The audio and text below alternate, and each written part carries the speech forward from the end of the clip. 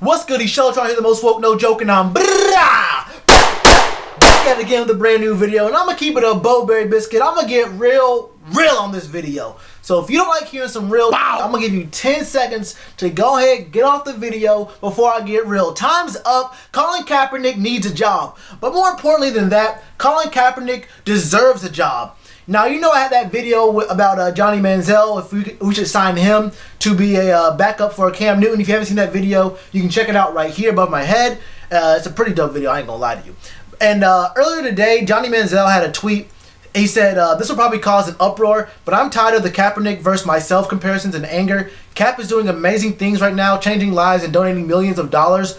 His impact off the field from societal standpoint is legendary and straight admirable. Bro.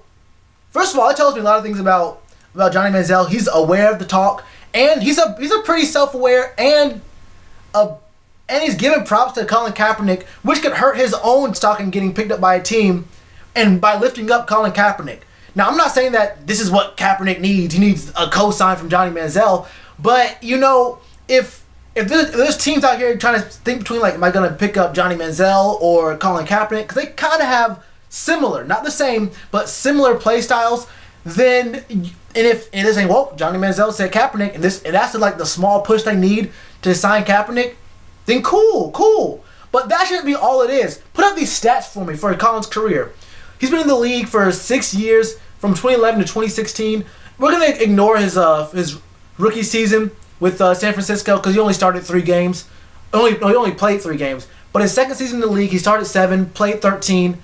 Look, his whole career he's only had a 60% completion rate, and that's not good. So we're gonna ignore that. He has pretty similar completion rate to Cam Newton, in a sense. But his second season in the league, he threw for 1,800 yards, 10 touchdowns, 3 interceptions. Not great, but not terrible for his second season in the league. His third season he actually started, and he had 3,200 yards, 21 touchdowns, and only 8 interceptions on 416 attempts. That's not bad at all, bro.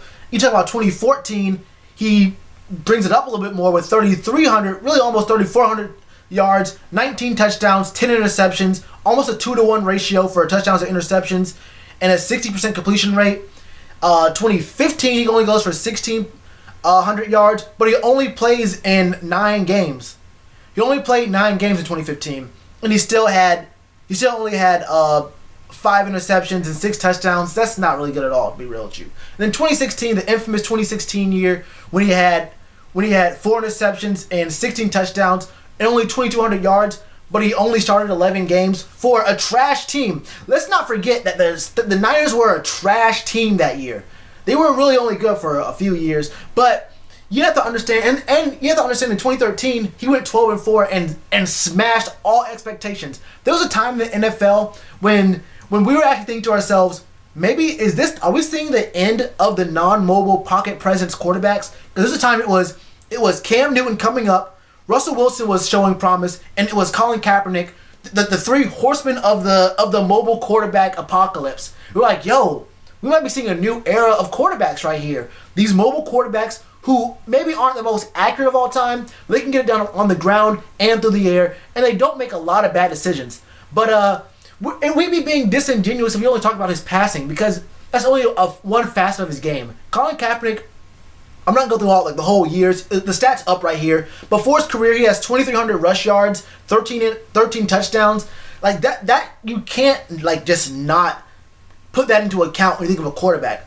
Like, people like to think that, they like to think of being a mobile quarterback as a setback to quarterbacks. Like, you have to depend on your legs or something like that, so you're not as good of a quarterback as these pocket quarterbacks. But for me, I think of it as the opposite way. I think of it, if you're a pocket presence quarterback, it's like the fact that the defenses don't have to plan around or even worry about you leaving the pocket or rushing. That's a weakness, in my opinion.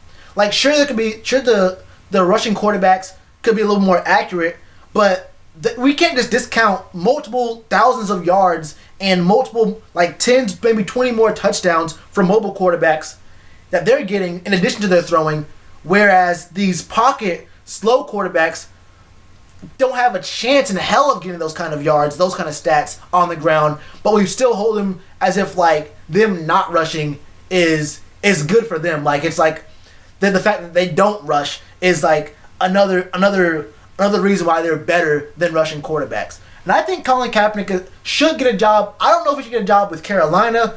That would cause the media circus.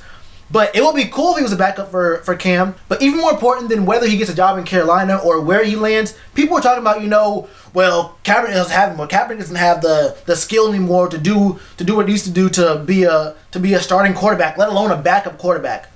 There's a list of 20 quarterbacks that got signed before Kaepernick last year in the 2017 season. I'm gonna go through a few of these names for you. Let me tell you. Just tell me if you think that some of these quarterbacks are better than Colin Kaepernick. There's only about 4. I'll say all the names. Mike Glennon for the Bears, Brian Hoyer for the 49ers, Nick Foles for the Eagles, Josh McCown for the Jets. There was Landry Jones for the Steelers, Matt Barkley for the 49ers, Mark Sanchez for the Bears, Geno Smith for the Giants, Josh Johnson for the Giants, EJ Manuel for the Raiders, Kellen Moore for the Cowboys, Aaron Murray for the Rams, Chase Daniel for the Saints, Case Keenum for the Vikings, David Fales for the Dolphins, TJ Yates for the Bills, Matt McGloin for the Eagles, Blaine Gabbert for the Cardinals, Ryan Fitzpatrick for the Bucks, Austin Davis for the Seahawks.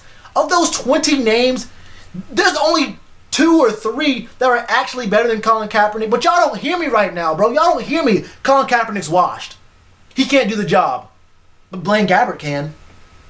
TJ Yates can. Y'all don't hear me, man. Let me know what you think about this in the comments below, man. Do you think that Colin Kaepernick should have a job in the NFL? And if so, where would it be a good fit for him? Would the Panthers be a good fit for him? Let me know. Like I said, you already know what to do with that like button. I got a button right here for you to subscribe and a button right here for you to watch more videos, man. Namaste.